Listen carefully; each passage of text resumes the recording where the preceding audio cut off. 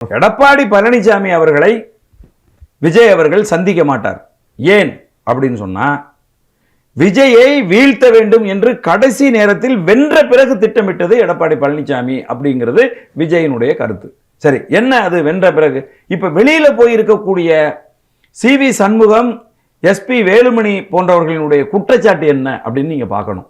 என்ன குற்றச்சாட்டு அப்படின்னா, எடப்பாடி பழனிசாமி அவர்கள் அதிமுகவும் திமுகவும் சேர்ந்து விடுதலை சிறுத்தைகள் தலைவர் திருமாவளவனை நம்ம முதலமைச்சராக்குவோம் அப்படிங்கிற ஒரு திட்டத்தை எங்களிடம் முன்வைத்தார்.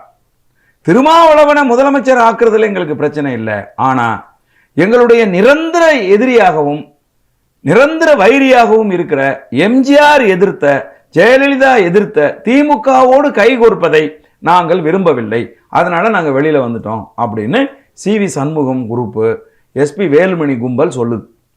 சரியா? அப்ப இந்த குற்றச்சாட்டு விஜயை எந்த அளவுக்கு தாக்குது அப்படின்னா, எதிரி கூட நாங்கள் கைகோர்ப்போம், ஆனால் விஜயை முதலமைச்சராக விட மாட்டோம் என்று தடுத்த நினைத்தவர் யாரு? எடப்பாடி பழனிசாமி. அப்படிங்கிற குற்றச்சாட்டு வந்துருச்சா? அதனாலதான் எடப்பாடி பழனிசாமி அவர்கள் அந்த பதவியை நம்பிட்டார்.